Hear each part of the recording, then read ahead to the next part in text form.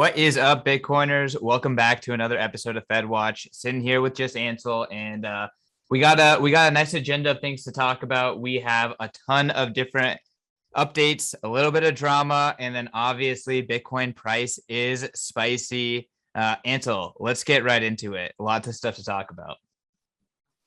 Yeah, okay, let's start with the drama for Powell. And it came out about 24 hours ago now. Some of Powell's financial transactions and trades were leaked.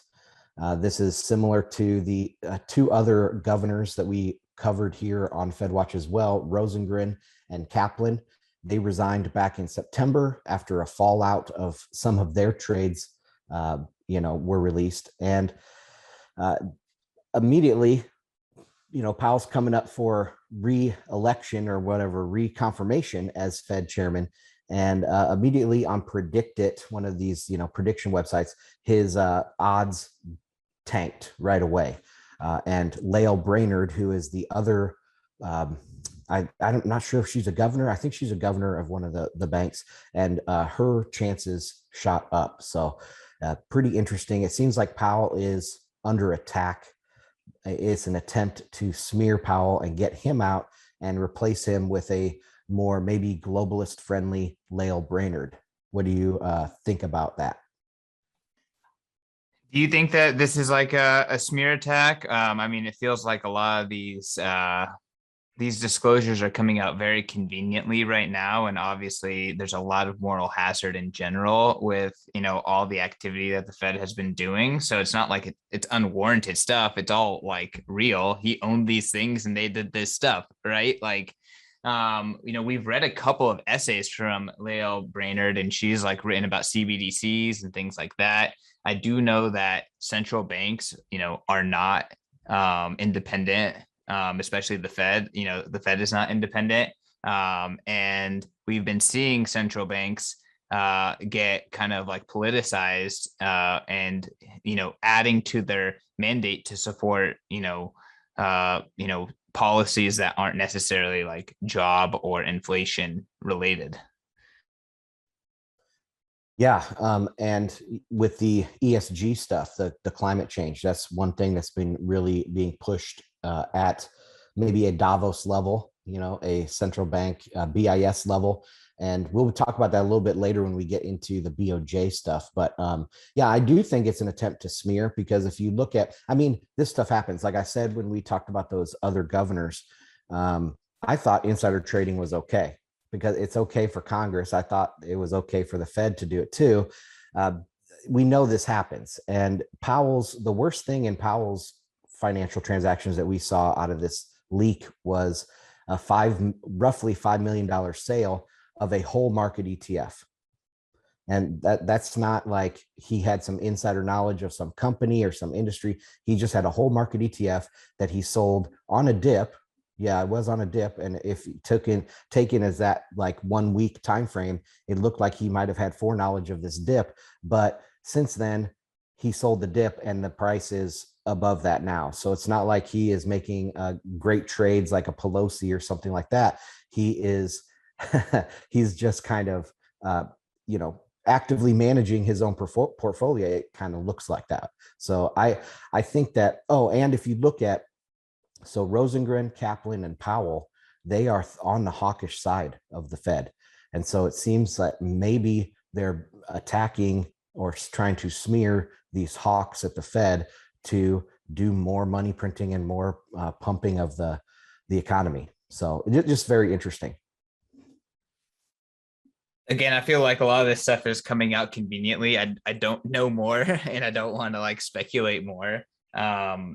I'm too young to even know what the precedence is, right? Like this is my first financial crisis in my adulthood. So yeah, I don't know. Again, it seems like central banks are being politicized, set to add ESG to their mandate. And I love the environment. I'm a big camper. I want Earth to be healthy too. I don't necessarily know if that's, what is going to do it. I think that that's actually just going to hurt people.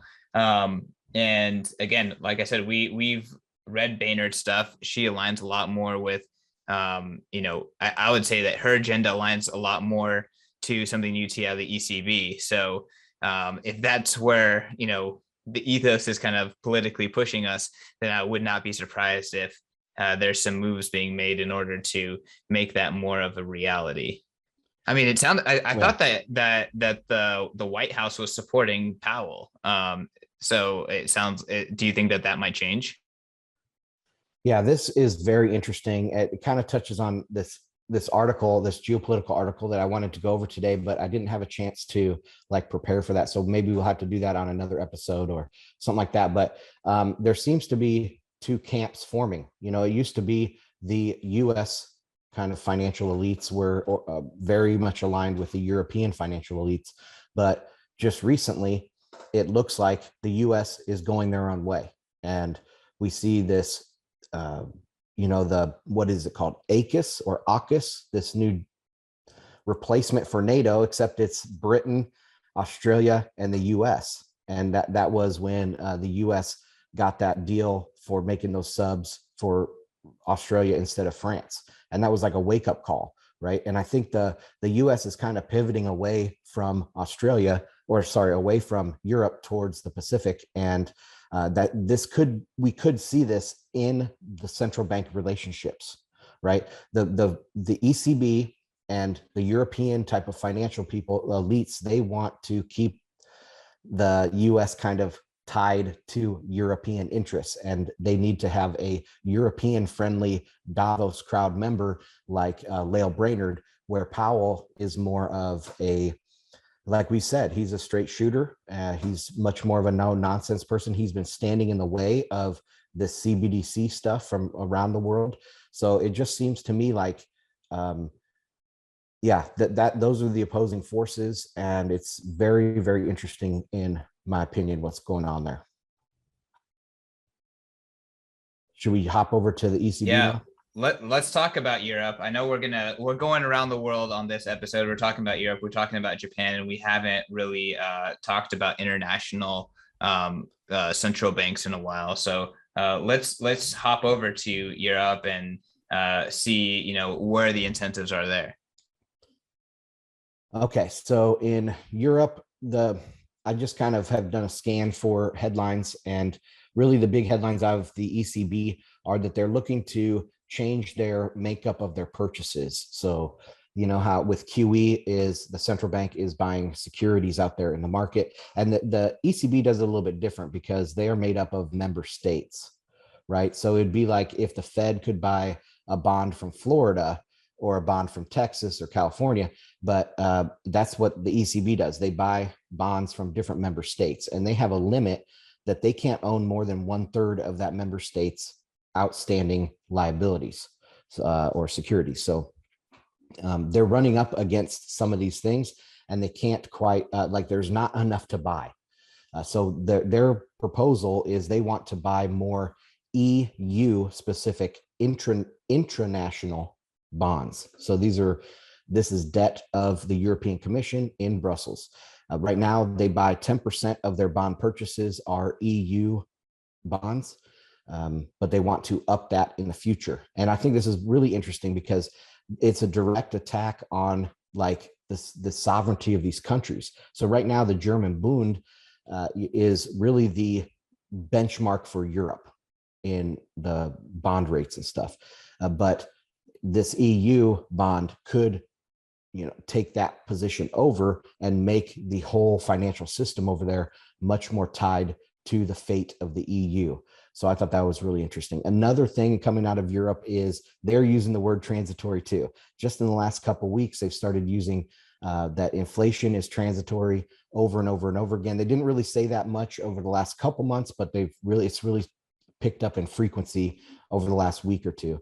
So those are my headlines. Oh, and they came out with their most recent inflation, which is their CPI went up at 3.2% year over year, slightly lower than the US's 5.4%, but still over their goal of 2%. So they have the same goal of 2% as the Fed. So that's the headlines out of Europe. Thoughts, Christian? I mean, there's a lot to talk about. It sounds like between, all of these major central banks, they're all just committed to keeping the Ponzi going by buying their own shit. The second and third order effects of that switch that you kind of outlined is really interesting, and I just don't know enough to necessarily comment on it. In terms of like, I find it very, in terms of transitory, I find it very interesting that all of these central banks are now talking about inflation and like using inflation as like a scapegoat. Like, oh yeah, we printed this money because we had to, and now there's inflation that, we have to eat as a nation. We're all in this together. And they're not fessing up to the fact that it's not really inflation that's hurting everyone. It's supply chain destruction and labor misallocate, and kind of like labor disruptions that are really what's hurting everyone. Like you look at the port of Los Angeles in the US, you look at the gas issues in Britain, you look at stuff across the globe, and it's like pretty much just like people aren't working. There's no labor where it needs to be to get critical things done. And those are creating massive backups, and then those backups create more backups, and then those backups create more backups, and it's like this horrible negative compounding cycle. It's deflationary too, which is something that you've been pounding the drum on both supply chain destruction and deflation. So it's weird that like they would rather say, oh, it's inflation and it's transitory, rather than saying, oh yeah, everything we did. I mean, maybe it's just, that's less bad than saying everything we did actually just messed up the economy way worse, and now we're going to just get punched in the face for it. Like that's kind of, the choice they're making. So I do find that that's pretty interesting. Yeah, and they hone in on this word transitory because what they think is that, yeah, the supply chain disruption will cause some price increases, but eventually that will get fixed and, prices will come back down. We'll see if that is the case, because my thoughts are that there's going to be supply chain disruption, but that's going to cause fundamental restructuring of supply chains. So instead of making certain parts in certain countries, supply chains are going to shorten.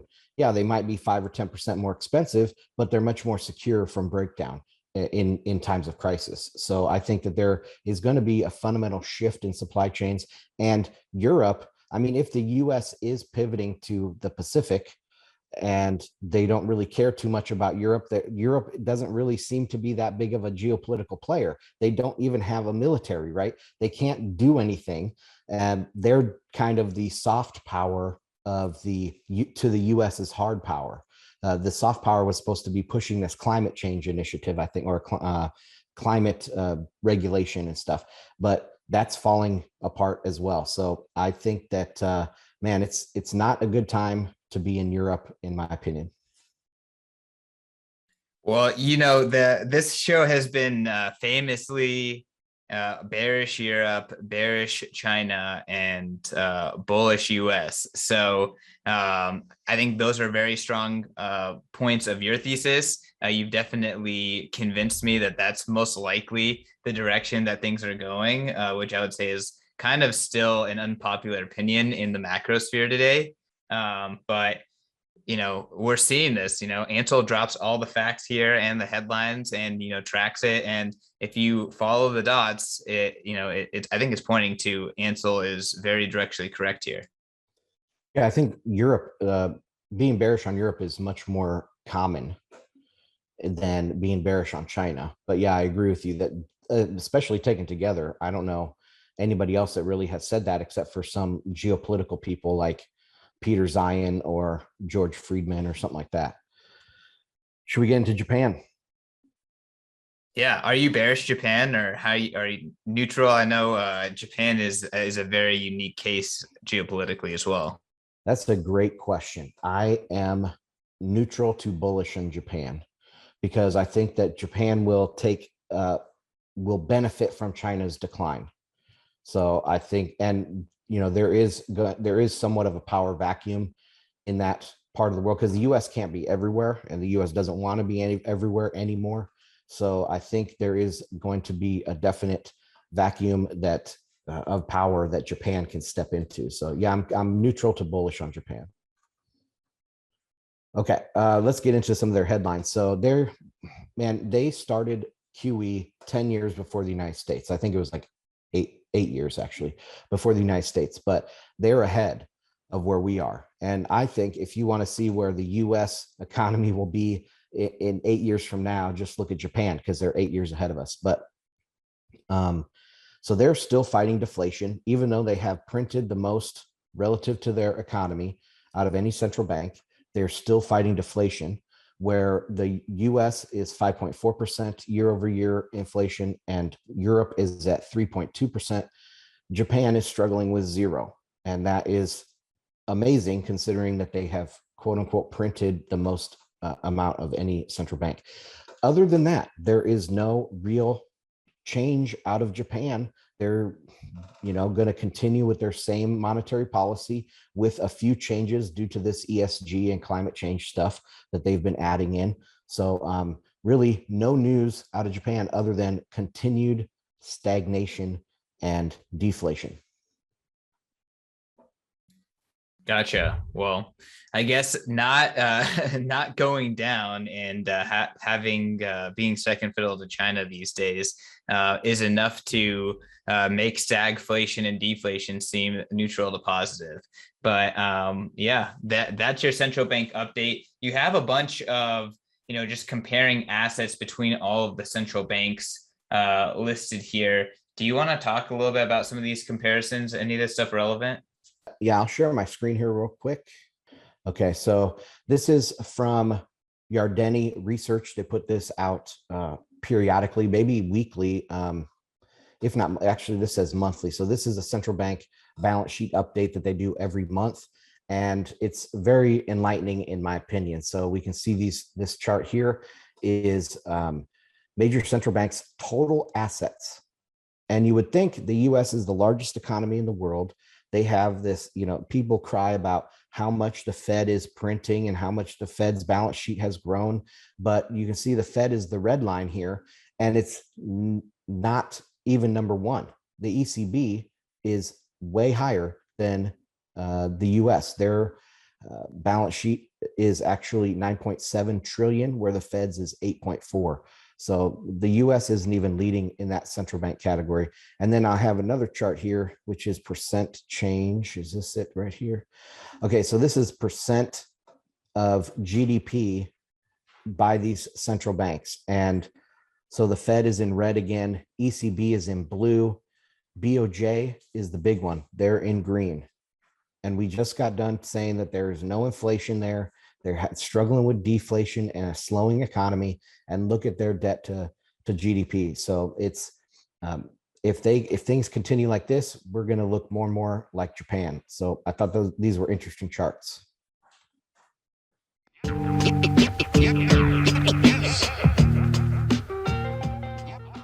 All right, Bitcoiners, I want to tell you about our newest sponsor. This show is brought to you by Ledn.io. I have been super, super impressed with the guys over at Ledn. I've actually known the co-founders, Adam and Mauricio, for a very long time. I've had the pleasure to watch them build Ledn up from a tiny, tiny startup to now a super impressive institutional grade Bitcoin and crypto lender.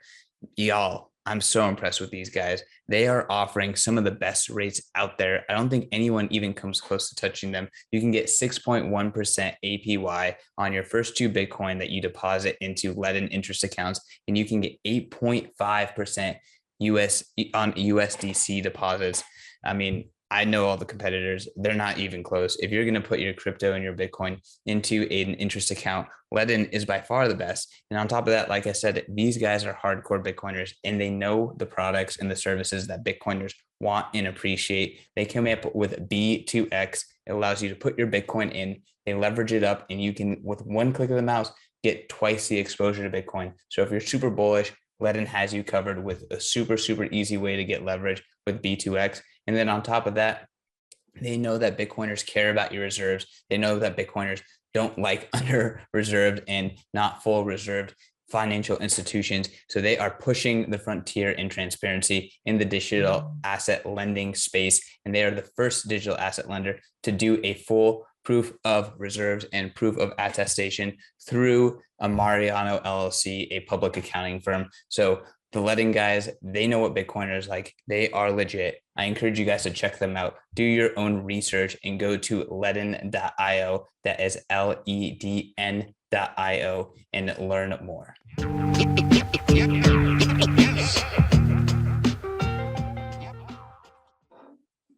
Well, and I mean, the interesting thing about Japan is that like overall people, see the country and the culture, and it's kind of like its greatness was almost like frozen in time in the 80s. Like, maybe things have changed, but not really. Like all of that was kind of like frozen in time from the 80s, and it was really great. Um, but since then, like the incentives just got all fucked up.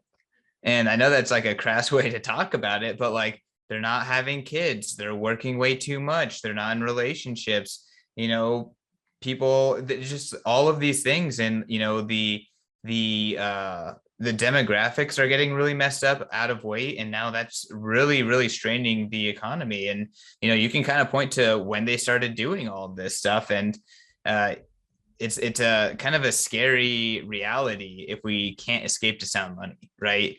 And yeah, I mean, when you say we're turning into Japan, it's not a good thing. Like that means you freeze in time, you're not going to move forward, and your society becomes horrible.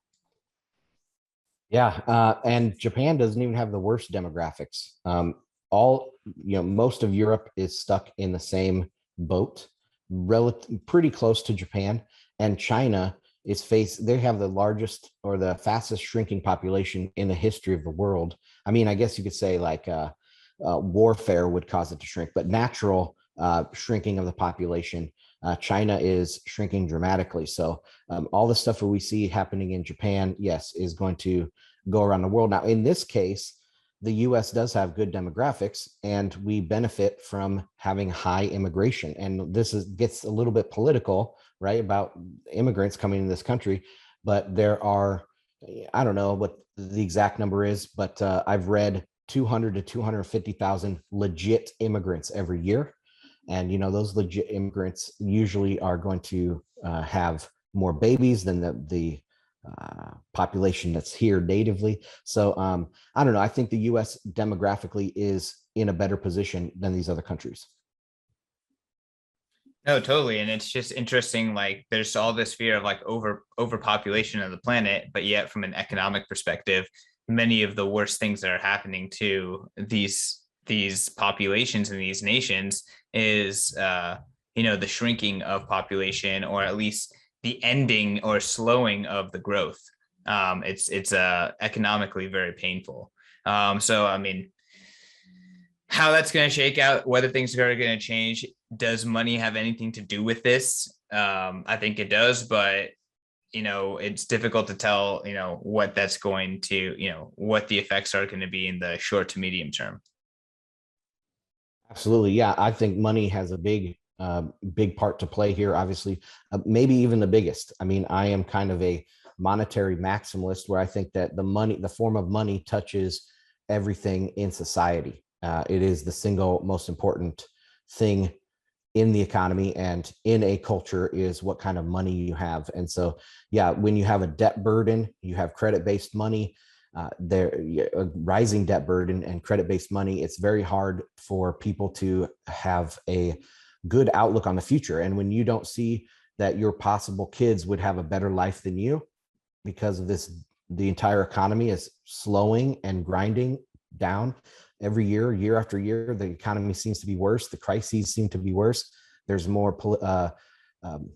polarization in the politics. You don't have a very good vision of the future, and so you don't want to necessarily bring kids into that. And I think it's a psychological thing, and it is all based on money and debt and that stuff.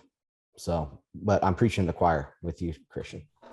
Yeah, no, absolutely. And yeah, I do think that there are second and third order effects that we can't even imagine. But again, if you look back historically, and you can just look at what has happened to those societies, what has happened to those populations, it's pretty easy to find some correlations where once, the removal of sound money, once central bank dominance, those two things kind of happening, like it had a drastic effect. And I would say the fact that central banks have a mandate that allows them to control monetary policy so that way they can encourage specific behaviors pretty much says that that's the whole point, is to manipulate the money so that way they can control their population's behavior. So if you have a sound money, it produces, natural sound behavior, versus manipulated money, which is, they say we are trying to do this. Like, we are trying to make you work more. We are trying to make you spend more. We're trying to make you, do all these things. So like it's actually just spelled out in their mandate straight up, and what's the reverse of that? What do you mean? What's the reverse of that? Is Bitcoin? Like, what's the reverse of their mandate? Like, hey, we will do these things to the money to get the population to do that. Like, if you think about that, the reverse of that is we will manipulate our populations by manipulating money. Yeah. And I wrote an article for Bitcoin Magazine that just came out today as we're recording this about the interest rate fallacy, and going into when you have a deflationary pressure, right? So growth is slowing, money is becoming tight, and you have this deflationary pressure. Credit usually consolidates to the most creditworthy. And who is the most creditworthy institution in any economy?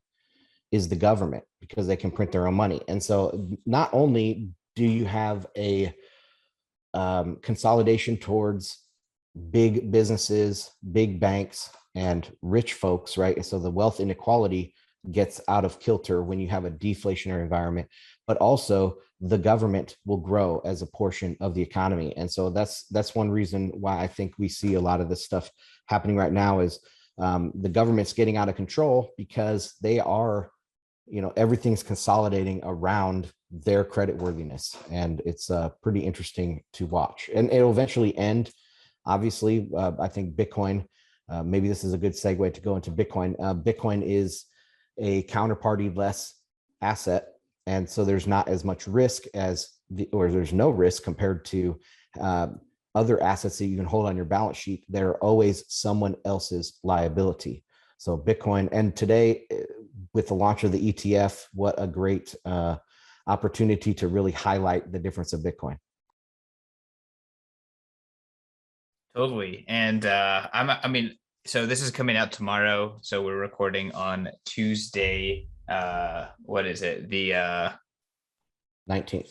Yeah, Tuesday the 19th. So this will be going out on Wednesday the 20th. But I thought it was going to be the ETF was going to be a sell the news moment. And so far, prices held strong. It might be too early to tell, but 63K, I'm kind of curious, what's your analysis on what we're seeing? A lot of people expected the fall to bring higher prices, and the meme Uptober caught on pretty quickly. I guess I'll just pass it back to you to just talk about Bitcoin price a little bit and what we're seeing right now.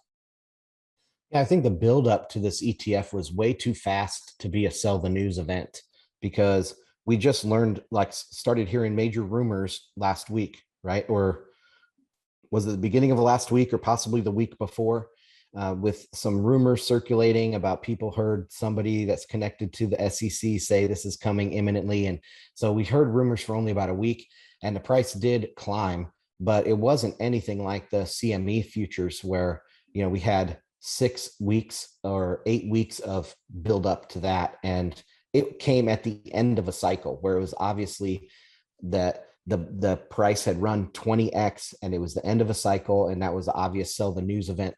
But this just seemed to happen out of the blue. And so I think it's going to turn into a buy the news event. There's so many headlines coming out about this right now, and I am extremely bullish. All signs are go on this price.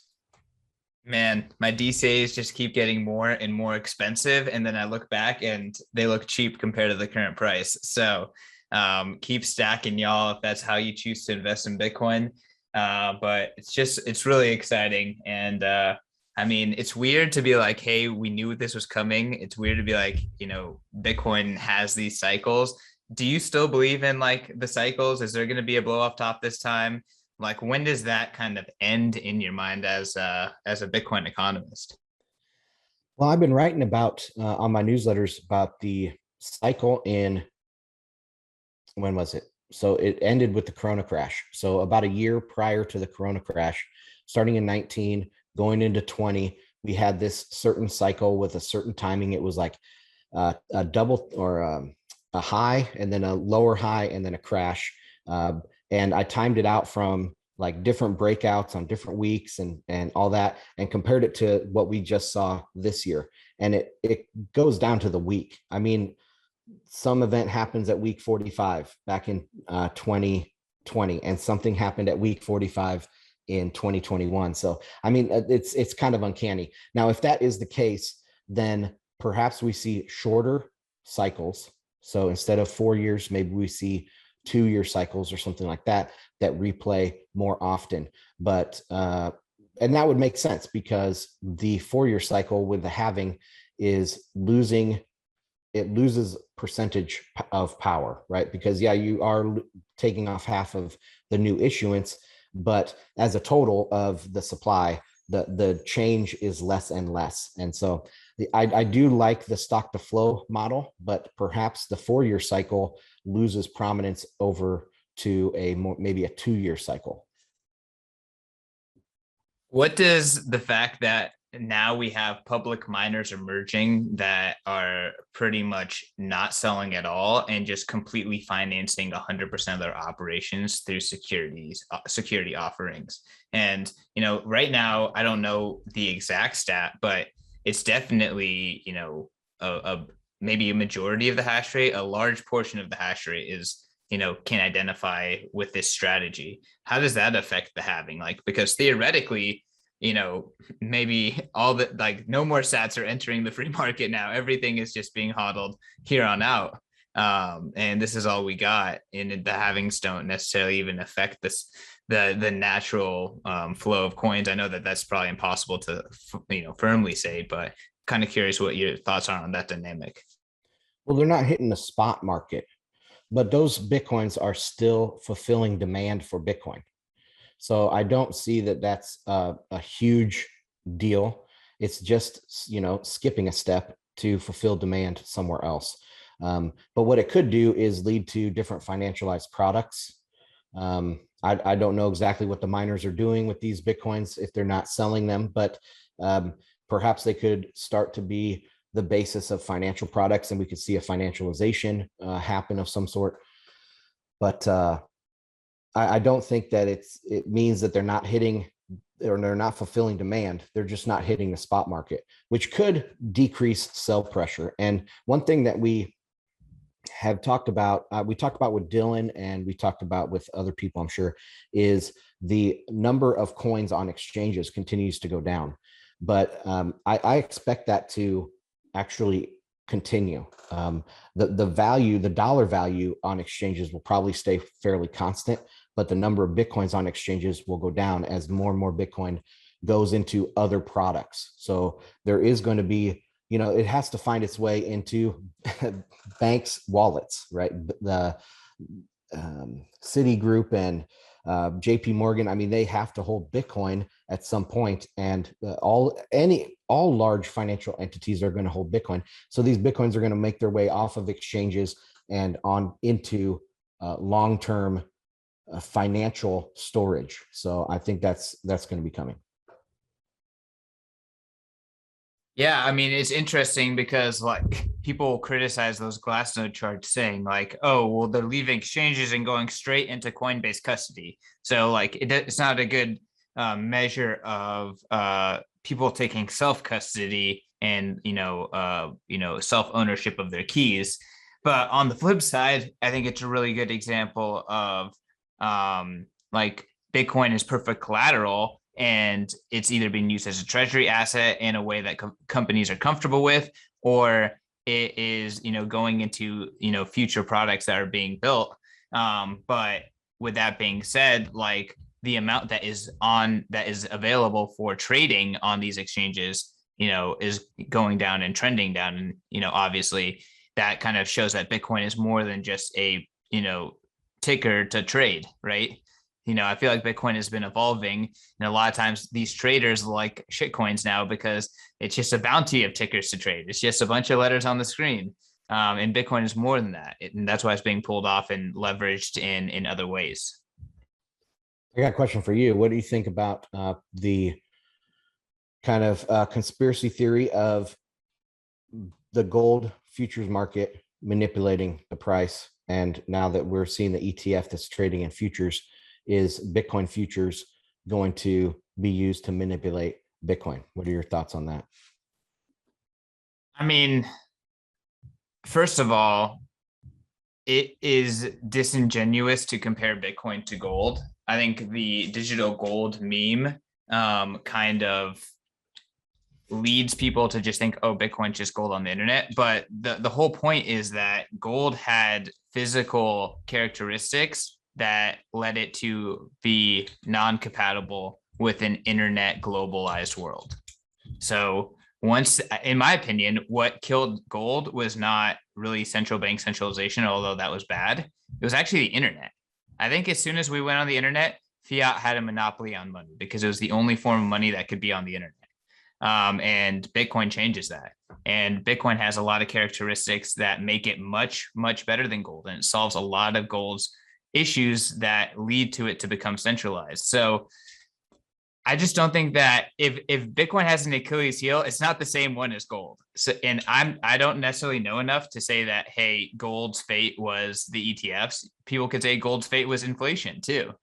There's a lot of things that went into gold's fate. Its physical nature, the centralization, World War II, all of that kind of stuff. It's lack of divisibility, which it like left an opening for silver the entire time, right? And left the opening for fiat to enter in. So I think gold had a lot of issues that made it incompatible to scale to a internet world.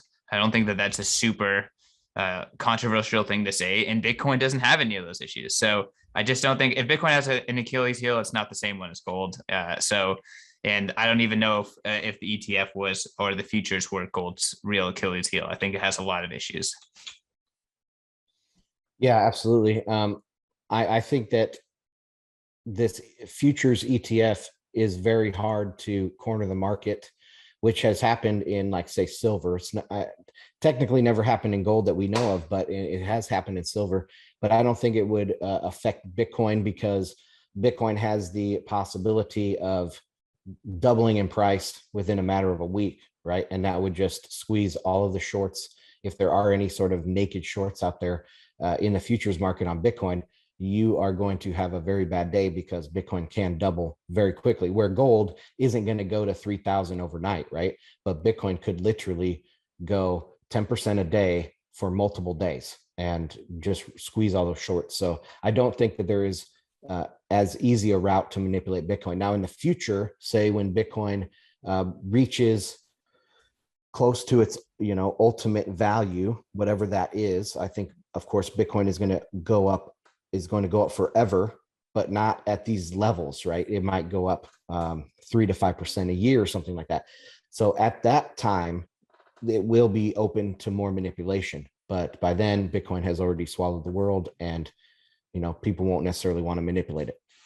I mean, it'll also be a lot harder to manipulate it because all markets are made in Bitcoin, right? I would say that, again, like, okay, sure, Bitcoin's price action right now is very dangerous for malicious market actors. And we see that all the time and celebrate, fucking over the shorts and stuff like that. But at the same time, I think Bitcoin's digital nature is the real reason why, at least manipulation via financialization and other secondary products will be much, much less of a factor. The fact that you can take custody digitally and an individual person, even a child, could custody large amounts of Bitcoin. It does not take an enormous amount of resources to maintain and hold that Bitcoin, and it can hide in a crowd. I think that fact will set up a very different market dynamic and make it very hard for, derivative products to necessarily wreck Bitcoin. And, I think you've talked about this before, is like, in Bitcoin, there will be free banking. There's going to be rehypothecation in that, and that's fine. What's not fine is the money being corrupted to the point where those institutions can't fail if they fuck up. So I think, like, people will have different products. Some of those products will be hugely successful. Some of them will pose a danger to Bitcoin, and they'll get wrecked because they over leverage themselves or whatever. So I don't know. That's kind of like a big picture view. Not to say that Bitcoin is indestructible, but I just don't think that the gold manipulation is going to be the way that Bitcoin gets manipulated. Yeah, and Bitcoin is, we talk about permissionless innovation. So there's, for every product that's offered by a private company, like a PayPal, there's going to be a strike that builds on a permissionless protocol. So Bitcoin offers that permissionlessness and the ability to check the centralized power by using something else. So it's a beautiful system the way it aligns the incentives.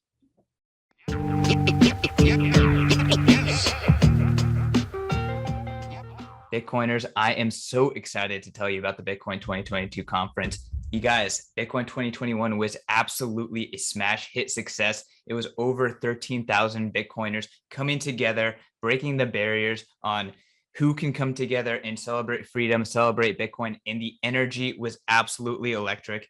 Unfortunately, it was just oversubscribed. There's just people flowing out everywhere. And this year we are learning, we are making the conference bigger and better. We are moving over to the Miami Beach Convention Center, and we are going to be throwing a massive 4-day festival for Bitcoin, celebrating Bitcoin, bringing together the greatest minds in Bitcoin and the greatest businesses in Bitcoin. And lastly, the culture of Bitcoin all together. We have a 4-day extravaganza planned for you guys for Bitcoin 2022. Day one is going to be Industry Day. It is a day where you can buy a special ticket in order to just mingle and make business deals happen. Day 2 and 3 is going to be a full-blown Bitcoin conference. This is our main conference. This is going to be on April 7th and 8th. And then lastly, we have the Sound Music Festival, Day 4.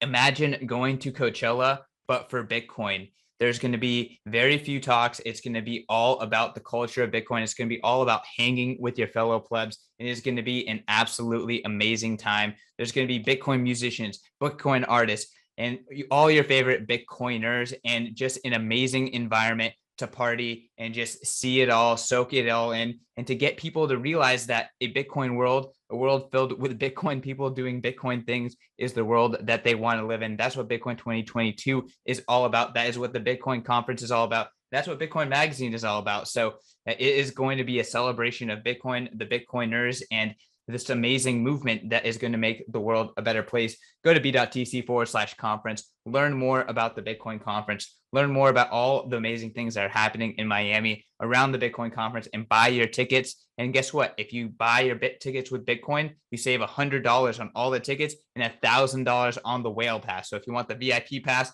the big kahuna, if you buy with Bitcoin, you save $1,000. That's a lot of sats. So go and do it right now today. Don't wait. Prices are only going up. This is going to be a can't miss event.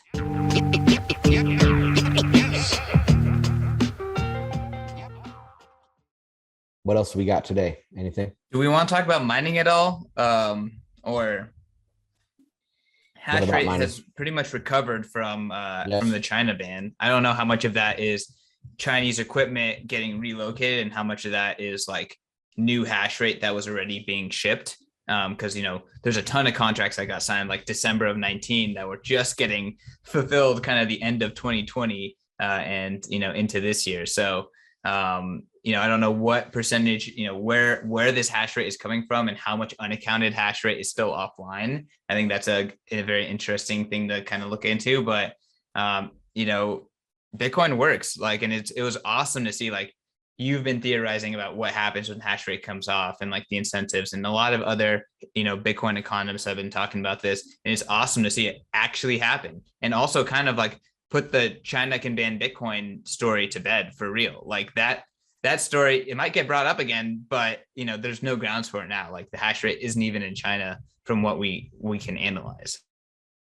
Yeah, not only that China can't ban Bitcoin, but nobody can ban Bitcoin. Because if China can't do it, and they're the second largest economy with this whole totalitarian state, and all of these the surveillance systems that they have, and all the power they have on the internet, and they can't even ban Bitcoin. No other country is going to be even close to being able to ban it. So I think this, it's a huge vote of confidence. Now, I don't have any specific insight on where these miners are in the process of moving. I mean, several months ago, I was told that it takes a certain amount of time to build the new shelf space for the new miners to move into. So yes, the miners might be sitting in the United States, or they might be sitting in Kazakhstan or wherever, but they just don't have the shelf space to put them anywhere, and it takes time to build these new places. So as these places get built out, we will see it slowly coming back online, like we've seen. And that's all that I would have to say about that. We knew that this was coming. We talked about it here on the show, that it would take till about the end of the year to break even on this hash rate, and it seems like it's happened before that. So not a big surprise to us. Bitcoin works. I'm curious to see, as price continues to moon and as supply chains continue to be absolutely wrecked, what that's going to do. Like, I think if you have a machine right now, you are going to be making bank. I think at like all modern machines, S17 and above, and like, I don't know the name of the Antminers, but all of those are profitable, like in almost any price point, almost any electricity cost at this point. So if new hash rate is not coming on, there's going to be a lot of profitable machine owners for a long time. Obviously price is going to come down as we're expecting at some point, but still, the supply constraints are going to make miners very, very lucrative, I think, in the short term. Someone talking on one of your guys' Twitter Spaces, some miner, and he was saying that he personally is mining like 75% off. So he can mine Bitcoin for only 25% of the price of Bitcoin. And he probably has the best top of the line machines, but I can see people with not top of the line machines, still being able to mine Bitcoin for half of what it costs to go out and buy Bitcoin. So it's a growing industry. And what the US now is the leader, the hash rate leader. And do you see that picking up pace? Do you see that having any other competition coming out, like Central Asia or Russia or anything like that? I mean, to be honest, as an American and as a Bitcoiner, I really hope so, because I have to share Matt Odell's concerns here. The US is the land of KYC. So I don't want the US, it wasn't comfortable about China, having such a massive amount of hash rate there, but I'm not exactly super comfortable with the US either. I see the US government as it is today for the next 3 years at least, having a like crackdown and comply mentality towards everything, but not that definitely includes any sort of crypto asset, infrastructure provider or service. So like, I don't like the US having a ton of hash rate as compared to the rest of the world. And I hope that, more wild west countries have more hash rate too, like Eastern Europe, Russia would love to see massive mining operations in South America and Central America. They present a massive opportunity to build out energy infrastructure in Africa. So, I hope the whole world mines, and I hope that some governments can get their shit together enough to start attracting some miners, before they all just flock to Texas and the US.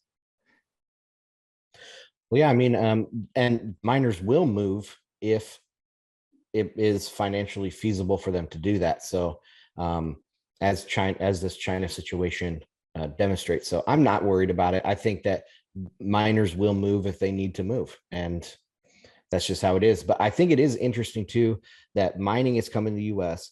And if you look at it from the perspective, I don't know if we've talked about this on the show before, but earlier I said that, the ECB seems to be really pushing for the CBDCs.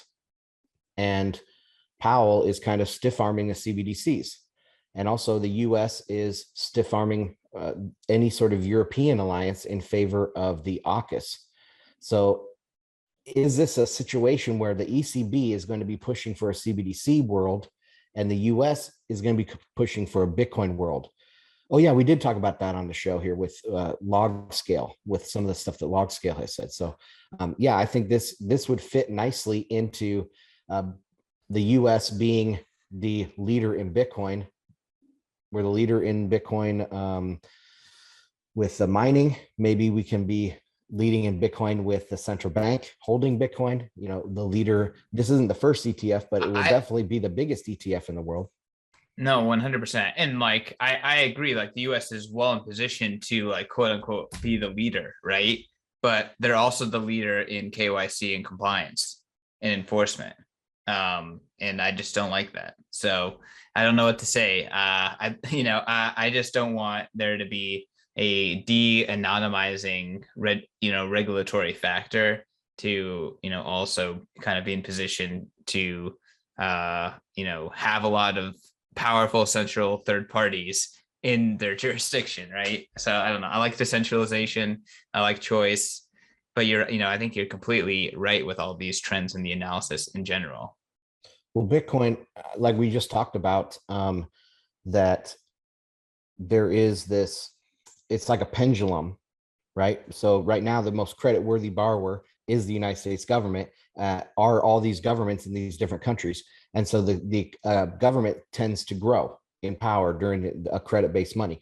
So a switch to Bitcoin would portend to lower KYC and lower government overreach. So I honestly don't see a government being able to sustain that type of KYC and that kind of interference if we go to a Bitcoin world. So it's kind of like the Trojan horse, let Bitcoin in to fight against these geopolitical rivals, and Bitcoin will help the people no matter what.